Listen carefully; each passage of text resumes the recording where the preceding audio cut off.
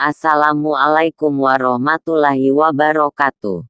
Bismillahirrohmanirrohim. Pada kesempatan kali ini saya akan menceritakan sedikit mengenai kisah Sunan Muria atau Raden Umar Said.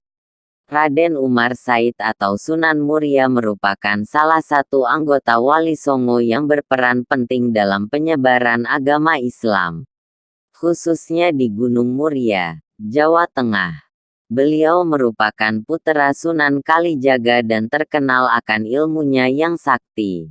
Selain itu, beliau juga terkenal sebagai pencipta tembang Sinom dan Kinanti.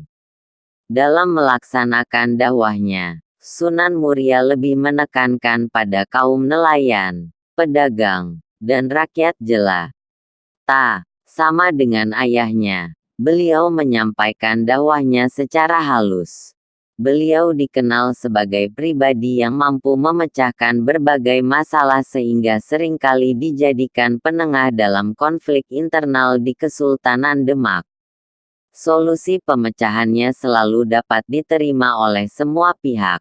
Selain itu, beberapa keterampilan yang dimilikinya adalah bercocok tanam, berdagang, dan melaut. Dengan kepribadiannya yang baik, beliau sangat disegani oleh banyak masyarakat karena mampu berbaur dengan rakyat. Sama dengan ayahnya, beliau menyampaikan dakwahnya secara halus. Beliau dikenal sebagai pribadi yang mampu memecahkan berbagai masalah sehingga seringkali dijadikan penengah dalam konflik internal di Kesultanan Demak. Dengan cara tersebut, masyarakat menjulukinya Sunan yang suka berdakwah topongli, yaitu dengan menghanyutkan diri dalam masyarakat. Tempatnya dalam mengajari agama Islam berada di sekitar Gunung Muria, kemudian diperluas hingga Tayu, Juwana, Kudus, dan lereng Gunung Muria. Asal-usul nama beliau pun diambil dari tempat tinggal dan tempat dakwahnya. Keistimewaan atau karomah yang dimiliki Raden Umar Said ialah benda bekas peninggalannya. Di antaranya adalah pelana kuda yang sering digunakan masyarakat sekitar Gunung Muria dalam meminta hujan saat terjadi kekeringan. Ritual meminta hujan tersebut bernama Guyang Cekatak atau memandikan pelana kuda dari komplek Masjid Muria sampai mata air Sendang Rejoso. Di sini pelana kuda dicuci kemudian dipercikkan ke warga selanjutnya berdoa dan sholat meminta hujan. Diakhiri dengan makan bersama berupa sayuran, opor ayam, gulai kambing, dan dawet. Selain itu ada juga peninggalan lainnya yaitu air gentong yang dipercaya keberkahannya dalam mengobati penyakit dan berguna untuk kecerdasan bila meminumnya. Sunan Muria disebut guru yang sakti mandraguna, dapat dilihat dalam perkawinannya dengan Dewi Roroyono. Beliau mempunyai ilmu yang mampu mengembalikan serangan dari lawannya. Hal tersebut terjadi saat adik seperguruannya, Kapa, menculik Dewi Roroyono yang kemudian menyerang dan mengerahkan Aji Pamun, Gekas. Namun serangan tersebut menjadi berbalik menghantam dirinya sendiri hingga Kapa meninggal dunia. Dari situ mungkin dapat ditarik kesimpulan bahwa Sunan Muria sebenarnya wali yang amat bersahaja. Dia tidak bersentuhan dengan hal-hal yang berbau politik atau ketenaran yang memungkinkan kisahnya lebih banyak tercatat dalam sejarah. Sunan Muria lebih banyak membenamkan dirinya dalam kehidupan rakyat kecil yang miskin.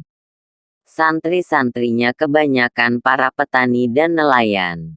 Dia berbaur dan menyelami setiap sisi kehidupan rakyat jelata. Maka ada istilah topongeli bagi dirinya.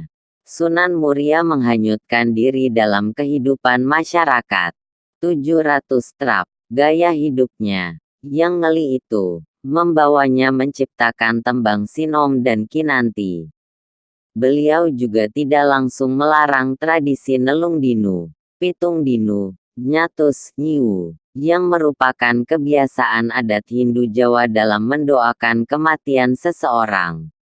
Namun begitu, Menurut catatan, beliau tegas melarang tradisi yang dianggapnya sebagai syirik, seperti membakar kemenyan dan menaruh sesajian di tempat-tempat yang dikeramatkan. Metode yang merupakan lanjutan dari kerja dakwah ayahnya, Sunan Kalijaga, menyebabkan Sunan lebih mengenal tradisi rakyat. Dia juga dikenal sebagai seniman yang melestarikan gamelan dan tradisi kesenian lainnya. Lewat media ini, sedikit demi sedikit, Sunan Muria memasukkan ajaran Islam. Dengan begitu rakyat tidak merasa kaget karena tiba-tiba harus berganti tradisi. Ajaran Islam diterima secara rasional dan akrab. Tembang-tembang Jawa diubah liriknya dengan kebajikan-kebajikan Islam.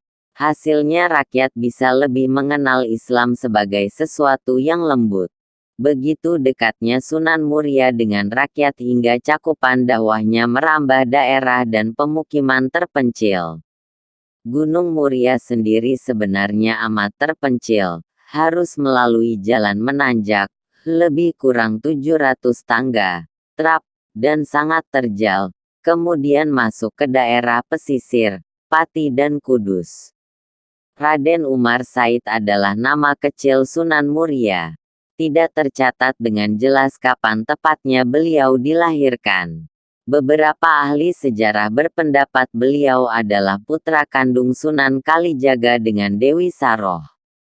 Dua orang ahli sejarah, Nur Cahyo dan Solihin Salam, setuju dengan pendapat itu. Bahkan disebutkan bahwa Sunan mempunyai saudara sekandung, Dewi Rukayah dan Dewi Sofiah. Pendapat ini diperkuat beberapa literatur lain.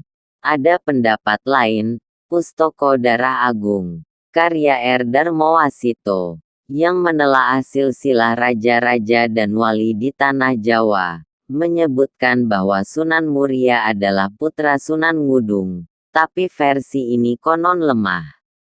Makam Sunan Muria dipercaya terdapat di puncak Gunung Muria, Desa Kolo, Kecamatan Dawe, Kabupaten Kudus. Persisnya di bangunan tua yang tepat berada di belakang mihrab masjid peninggalan Sunan Muria.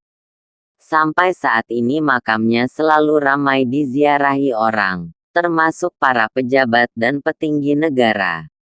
Kebersahajaan Sunan yang suka mendatangi daerah-daerah terpencil memaksa orang-orang meninggalkan kemewahannya di bawah gunung, bersusah payah mendaki Bukit Terjal, jika ingin menziarahi makamnya.